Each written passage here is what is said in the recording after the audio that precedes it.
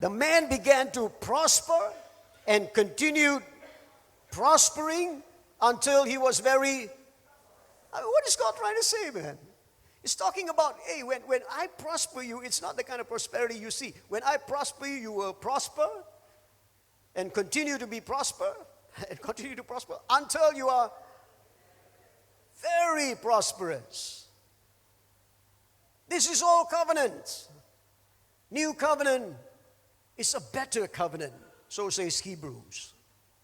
God has got better things in store for us. Unfortunately, we always put the cart before the horse. We always, instead of seeking first the kingdom of God, and all other things shall be added. God doesn't take away. He doesn't want to take away. God adds. He added to the church, such as should be added. Multiplied. You read in the book of Acts, it's added, then multiplied. So, you know, but instead of seeking first the kingdom of God and allowing all things to be added unto us, we seek all things and ask for the kingdom. We're doing it wrong. If we can just seek God, when you get up in the morning, man, you don't have to pray this long prayer. Sometimes people say you must wake up in the morning before somebody else wakes up and shouts. Then you start shouting first. And you pray at least an hour or so. Then God's going to bless you. Listen, man, just say, God, I thank you. You're such a good God to me. Thank you for life. Thank you for the job that I have. Come on. You know, it's good to have a job. Work is a blessing, not a curse. Amen. Amen. And so, God, just bless me today. Bless the people that I'm going to meet. Give me a heart to reach out to them, to touch them with your love. I mean, I'm not saying every person you meet, you got to start going, now I want you to listen, I'm going to preach the gospel to you. I'm not talking about that. I'm just talking about be nice to people. Help me to be nice to people. Help me to be nice to the person that does not like me. Just to be nice. Come on, amen. At least some baby is shouting amen. Just be nice. So, you know, that's the thing about God wants to prosper us. Okay, I don't want to talk too much about prosperity. Otherwise, you know, people begin to say, oh, he's a prosperity preacher. I am. I believe in prosperity preaching. Amen. What, you want me to preach on poverty? I believe that everybody should have divine health. Somebody said, oh, well, okay, he believes in prosperity. Somebody said, he believes in prosperity. He believes in all this healing stuff. What do you want me to preach? You want me to preach that everybody should be sick? I wish that above all things that you should all be poor? Huh? Come on, get real. Of course I believe in prosperity. I believe in the blessing of God. That's why I'm talking about the blessing of God. Come on. Amen. Where the enemy sees all these things, they also saw his capacity. Genesis 26, verse 16. Then Abimelech said to Isaac, move away from us, you have become too powerful. In other words, your influence is stretching, man.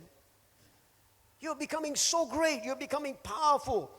At one time we preached on this message, a whole series on this, 1 Chronicles 4, verse 10, where Jabez prays a prayer. Oh, that you would, all of you know that one, huh? And enlarge my influence. Let my influence spread. Let lives be touched. Let my territory be increased. My territory of influence. My territory of blessing. Let it increase, Lord. But it begins with, God, you bless me. And when you bless me, it's going to increase. Amen.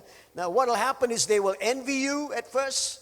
They will dislike you at first. It says, you know, that's what Isaac said. You guys hated me. Now you want to come make a covenant with me. That's what will happen. First of all, they will hate you. They will envy you. But then later on, they will come to you. If you read about the nation of Israel, it says, you know, you will be cursed. You will be sent to all, I will scatter you to all the places of the earth. Then I will bring you back. And they will come to you and ask you, please help us. Please bless us. The day will come where they will say, bless us. Can I hear an amen? Huh? And this is true. All right. So number one, we talked about it was a testimony from the enemy. Number two, this was a testimony of God's faithfulness. It was a testimony of God's faithfulness. Genesis chapter 26, verse 2 and verse 3. the Lord appeared to Isaac and had said, right? See, this happened before. The Lord appeared. This is at the beginning of 26. The Lord had already spoken to him. He had said to him, do not go to Egypt. Stay in this land where I tell you to stay. Live here, and I will be with you, and I will bless you. Amen. Say amen. I am going to give all this territory to you and to your descendants. I will keep the promise I made to your father Abraham. God appeared to Isaac and he said, I will bless you, I will be with you. I mean, God being with us is good enough, but he says, no, I'm not just going to be with you, I'm going to bless you, then I'm going to keep my covenant. The promise that I made, I'm going to keep. Hallelujah. What a wonderful word. When you read 2 Chronicles chapter 1 and verse 7, God appears to Solomon and he says, ask me whatever you want and it will be given to you. Solomon says, give me wisdom. But what we fail to understand is when we read 1 Kings chapter 3, it says the Lord appeared to Solomon in a dream. And in the dream, he sees God asking him, what do you want? Everybody following with me? So the dream happens before the real thing takes place. He gives him a dream, and then he shows him in the dream, him coming, asking him, and Solomon's response. So now when God actually appears in 2 Chronicles chapter 2 or chapter 1, when he finally appears, Solomon knows what to ask. Right? Why? Because God had given him a dream. See, God will sometimes prepare, we don't even realize it. But sometimes our hearts are stirred with certain things, and we've got certain dreams, we've got certain desires, and then when we come into a service like this, and you get a word from the Lord says, desire my presence and inquire in my temple. That's where you bear that heart. That's where you bear the dream. Listen to me very carefully. Take advantage of the presence of God. Don't be foolish. Do not enter into his presence and leave empty. Because God, when he makes a promise, he intends to keep it. Come on. Numbers chapter 23, verse 19, where he begins to say that here is the Lord. If he has spoken, will he not do it? Isn't that what he says? God is not a man that he should lie. Neither is he a product of mankind that he should change in his thinking. If he has spoken, will he not do it? If he has said it, will he not achieve it? Isaiah 55 and verse 11. So is my word, says the Lord. If I have sent it out, it will not return to me without accomplishing its purposes. That's what he says. It will not come back to me empty. It will accomplish what I desire, and it shall prosper where I send it. So when God speaks his word, Malachi chapter 3 verse 6, I am the Lord, I change not. God does not change. If he has spoken his word, that word's not going to come back to him. It will accomplish. So when he said, eons of years ago, let there be light, the light never stopped shining. Shining until today. Come on. Wait. Are we living in a world of darkness? No. Light. Aren't you glad that there's a morning? Your night will be over. But the light continues to shine. It does not go back. God says, okay, now I don't like mankind. That's why he says, in Malachi chapter 3 verse 6, I am the Lord, I change not, and then he says, that is why you descendants of Jacob, he's ending the chapter now. For the next 400 years, he's not going to talk to them. But he says this, I am the Lord, I change not. That is why you descendants of Jacob are not consumed. Because when I made a covenant, I intend to preserve you. You did not do all that I told you to do. You walked in disobedience. I'm going to be silent over you for some time, but I will not destroy you simply because I have made a covenant. And once I have spoken something, I will continue to fulfill it. God began a good work in us. He will make sure that the work is complete. We may falter, we may fail, we may have all kinds of things that go on in our lives, but God will make sure that what He has started, He is going to complete. Can I hear an amen? The covenant blessing. It's a covenant. I made a covenant with your father, Abraham, and I'm going to fulfill it. Abraham, Isaac, Jacob. I'm going to continue to fulfill it. Now we come into Matthew 26 and verse 28. And this is what it says. This is my blood which, what? Confirms the covenant between God and His people.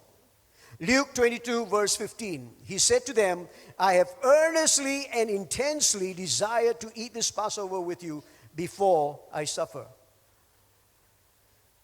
He's going to be crucified and he's saying, guys, I have looked forward to this moment. This is the moment I've been waiting for, what we're going to partake of in just a little while. This is what we've been waiting for. I earnestly have waited for this time because this is a new covenant that I'm going to share with you, not with the blood of bulls and goats and pigeons, but now it's going to be with my blood. This is the covenant in my blood. I'm going to seal this with my blood. All right? That's how serious I am. Now listen, His word is life. You can take it to the bank. That's why Jesus said, man shall not live by bread alone, but by every word that proceeds out of my mouth. The word which proceeds out of my mouth, it shall accomplish what I have sent it to accomplish. It shall prosper wherever I send it. Once I have spoken it, it will not come back to me empty. God is not a man that He should lie. If He has made a promise, He will keep the promise. That's a good word. I think that's a fantastic word. That's why I can live of every word that comes out of His mouth. If He said, I'm going to be with you, then I know He's going to be with me. If He said that all things are working out for my good, then I trust His word more than I trust my circumstance. I believe that He is with me. That something good is happening in spite of all the bad that I'm going through. Amen. Come on, church. Hallelujah. Last of all, this was a testimony to secure his future. What does this mean? See, in spite of what God said to Isaac, this was not his permanent dwelling place. He had not arrived. He was still going to be a stranger in a strange land, just like you and me. We've got eternity waiting for us, but in the meantime, we are just strangers in a strange land. It's a temporary thing. So we have to deal with the situations that we face in a temporary world. Amen? Everything that happens to people in this world will happen to us. The sun will shine on the righteous and on the unrighteous. The rain will fall on the righteous and on the unrighteous. Whatever they go through, we are going to go through. It is only a temporary setting. He still had to have enemies to deal with. They wouldn't stop harassing him. They wouldn't stop saying things against him. In this world, you shall have tribulation. That's what Jesus said. So, welcome to your future. Amen. We will have tribulation. We will have trouble. In this world, we will have. He still had to deal with domestic problems. He liked one son. The wife liked another son. Favoritism in the home. We all face those things. Remember, he was still a man. He was not Superman. He was not some super spiritual saint, Isaac. Okay? He had his favorite son. His favorite son was not a nice son at all. His son's name was Esau. A man of the flesh, a man who preferred his stomach more than spiritual things. A man who didn't want to go to church with him. Hello? Whereas there was the other one, Jacob, who had a terrible name, but who had a good desire. A desire for God, a desire for the blessing of God. What a bad name, right? Cheater, supplanter. Esau, hunter, strong man. First son, what? Give them nice names. Second son, oh, don't care. Just any name would do. All right? So he had to deal with domestic problems. He had to deal with domestic problems. But through it all, When God said this to him, it was a surety, a testifying that your future is secure as long as you are walking with me. I hear an amen. That's what David meant when he said, I have been young and now I am old, yet I have never seen the seed of the righteous beg bread. Amen. If you remain righteous, man, you can take God's word to the bank. Don't have to worry about your children, your grandchildren. What will they have? Will they have enough food on the table? Will they be provided for? Will they have the right kind of education? Listen, just walk righteous before God. Take His word. Trust His word. He said, if you remain righteous, I will make sure that I'll look after your children. I hear some preachers preach about sin as if it is the most powerful thing. I want you to know that righteousness is more powerful. If by one man's sin, one man's disobedience, sin entered the world. One man, that man was Adam. He disobeyed, and the whole world suffers because of that one man. How much more, Paul writes. See, that's why I like Paul's teaching. And he says, you are saved and you become strong by following my gospel, Paul said. What was his gospel? He said, one man's sin caused everybody to fall. How much more the righteousness of the righteous one? How much more? Come on, your heavenly Father. How much more will God do this? How much? I like that how much more stuff. How much more the righteousness of one, Jesus Christ. When we place His righteousness is more powerful than sin. And it's sad when people begin to talk, when you sin, your sin will be visited upon the third, fourth generation. Hey, there's another verse that says, if you are righteous up to 1,000 generations. I like that one better. Because I think righteousness is more powerful than sin. Come on. That's why we talk about, their church don't believe in preaching about sin. They don't call sin by its name. Why should I call it by name? You know what you're sinning. Do I have to call your sin by name? You know what sin you're committing. Why should I call it? I have to preach the righteousness of God so that you understand that God's power is greater than the power of your sin and my sin. And it has the power to break that sin in our lives where we enjoy the righteousness of God. I'm not saying go ahead and sin. Go and sin some more. That's not what I'm saying. I'm just saying that the righteousness of God, man, when we understand what Christ has done for us, we can say, listen, even the enemy is saying, now, not in the sweet by and by, now you are blessed and favored of the Lord. And that good news. Now you are blessed. No wonder Paul says we are blessed with every spiritual blessing in Christ Jesus. There is nothing more that God can do in the sense of you have already been blessed by every spiritual blessing in Christ Jesus. We are seated with Christ in heavenly places. We are children of the living God. We are people of a new kingdom. We are ambassadors of Christ Jesus. All these things to tell us who we are. And if we understand, our perception of who we are will determine how we function in life. Amen? Amen. Let's stand together, shall we? Let's stand, because now you are blessed, and we come and partake of the emblems of the new covenant. Every time we do this, we are reminded God's word is true. God has made some awesome promises. And so as we stand around the table and understand this new covenant that He cuts with us, I am a child of God.